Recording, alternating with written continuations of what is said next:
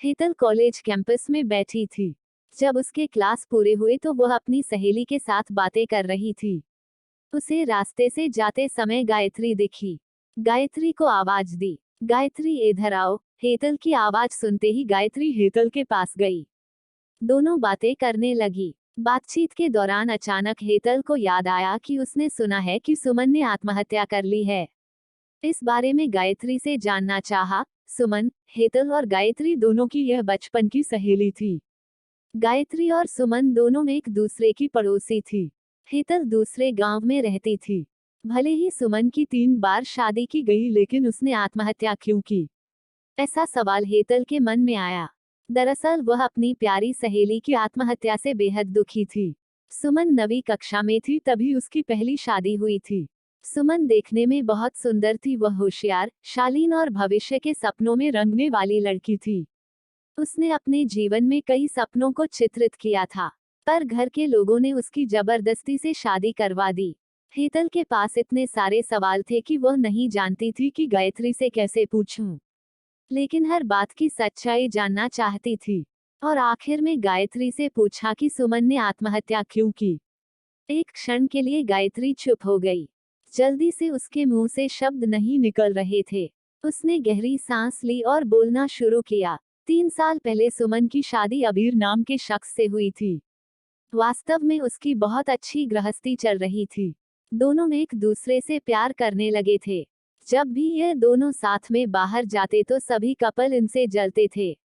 अबीर और उसके परिवार के सभी सदस्य अच्छे स्वभाव के थे। जैसा उसने सपनों में जोड़ीदार सोचा था वैसा ही उसे अपना पार्टनर मिला था। उसके घर की स्थिति मध्यम थी। अबीर का एक छोटा सा होटल था। उसमें से उसके सारे खर्चे बांट देने के बाद कुछ पैसे बच जाते थे। घर की हालत बहुत साफ सुथरी थी। एक दिन वो होटल से घर बाइक पर आ रहा था।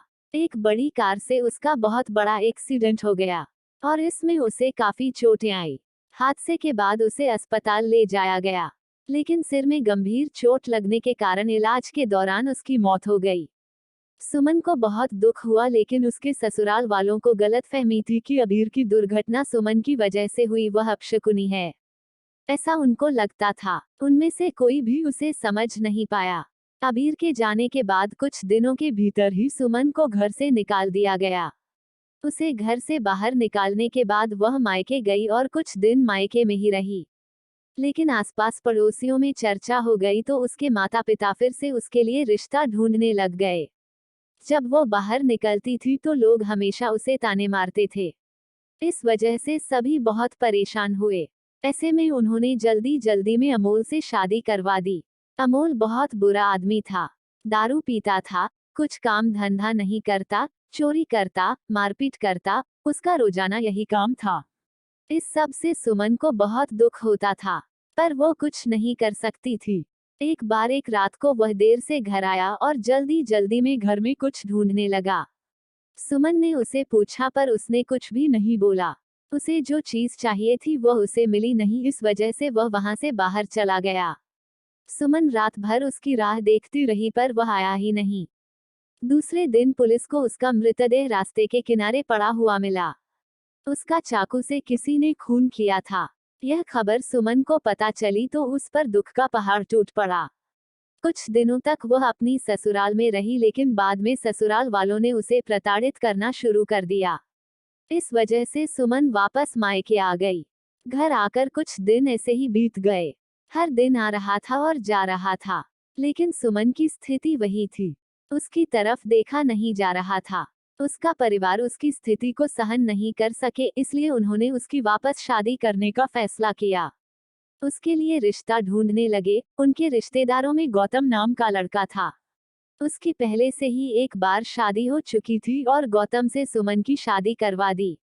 सुमन बहुत खुश थी। शादी हुई और कुछ महीनों बाद उसे मालूम हुआ कि गौतम को कैंसर है, ब्लड कैंसर। इस बात का पता चलते ही उसके हंसते हुए चेहरे पर फिर से दुखी हो गया। लेकिन उसने हिम्मत से इन सब का सामना करने का फैसला किया। 5 महीने तक अपने पति की सेवा की, लेकिन आखिरकार 5 महीने बाद उसके पति की मौत हो गई। इस दुख से बहुत तंग आ चुकी थी।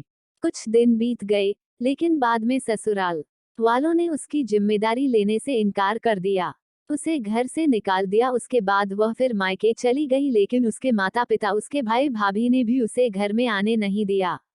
सभी तरफ से रास्ते बंद हो चुके थे उसके लिए। उसे उम्मीद की कोई किरण नजर नहीं आ रही थी। अंत में उसने खुद को खत्म करने का फैसला किया, उसका जीवन समाप्त कर दिया। सुमन की यह कहानी सुनकर हेतल की आंखें आंसुओं से भरकर बह रही थी। पूरा दिन वह सुमन के बारे में सोचती रही। क्या इन तीनों घटनाओं में बेचारी सुमन का कोई भी दोष था?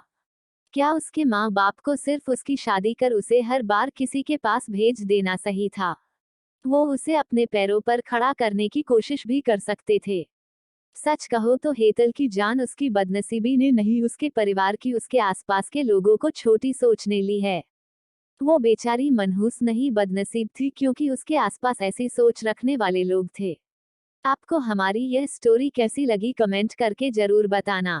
अगर आपने अभी तक हमारे चैनल को सब्सक्राइब नहीं किया तो ऐसी अच्छी अच्छी कहानी सुनने के लिए हमारे चैनल को सब्सक्राइब करना, वीडियो को लाइक करना और मुझे सपोर्ट करना।